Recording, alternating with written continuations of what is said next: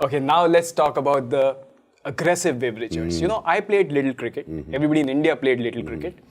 And every now and then when I used to come into bat, I used to have this swagger. You know, I used to, the bat chewing gum throw, hit it with the bat. Unfortunately, my batting was like Glenn McGrath and Courtney Walsh put together. But this was all a part of a drama, right? An act that you did to intimidate the opposition.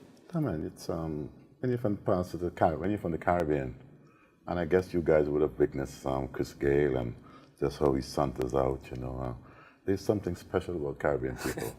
There's something that is that sense of laziness, that whole laziness and the environment that we grew up in.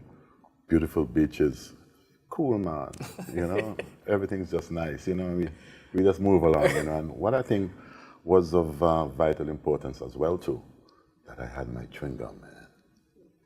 That is the most dangerous weapon. And up to this day, I think if you asked earlier if I have any regrets, the only regret that I had then was the chewing gum. That's the chewing gums that I used to give a workout. I never had an aggressive enough agent.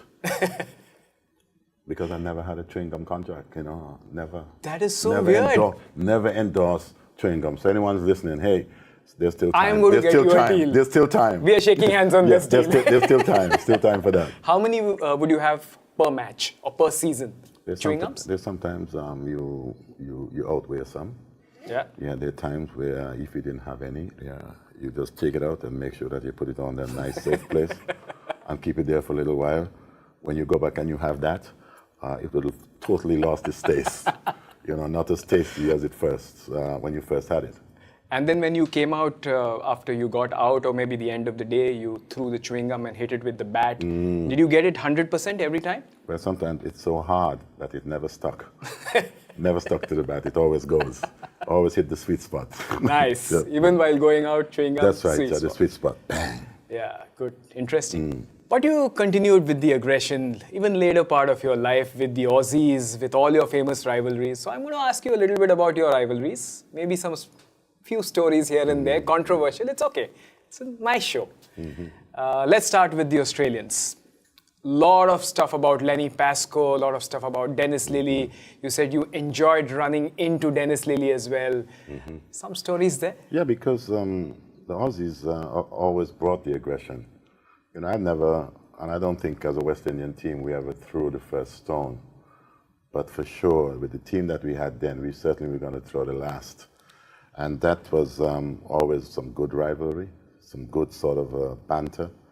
I remember once Dennis Lillee, because of his aggression as well too, and the long hair, the big nasty looking mustache, you know, nice perfect action, and he was very aggressive. And when you get behind a delivery and maybe like Rahul Dravid and the wall, and I wanted to create my own little wall myself, and I'm behind this delivery and just sort of waiting for that photography moment, you know, let them know that, wow, I played this one well in the middle of the bat. And he looked at me, and I think I was getting really the better of him then, and he looked at me and he said, you love yourself, huh? So I looked at him and I said, and I was always pretty quick to reply, and I said, I've seen you before, and I've learned well.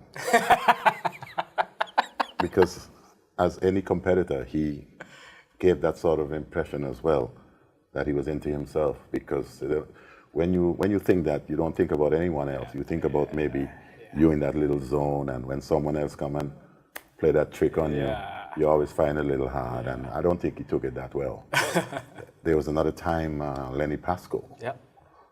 He bowled me 4 bumpers on the trot. We were playing at Adelaide, and pretty decent bouncers. You know, he's a mad sort of guy, Yugoslavian born.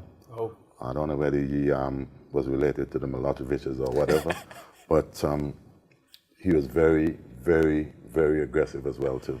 And he bowled me these 4 deliveries, and I'm ducking and I'm weaving, and my cap fell off, and I dusted it off and put it back on again.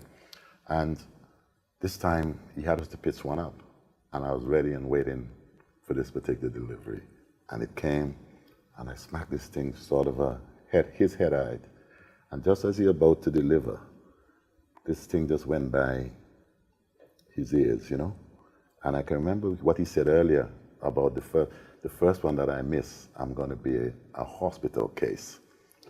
So I wanted to play the trick back at him, and I know he was obviously ducking for cover, and you could see, oh, like he's saying, oh, I'm dead now.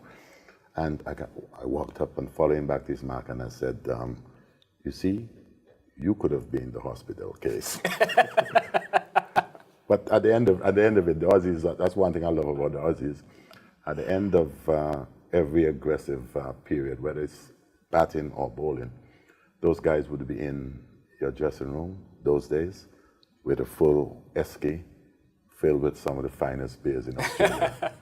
And that to me was the spirit in which it was played, you know. So it was never left out there, you know.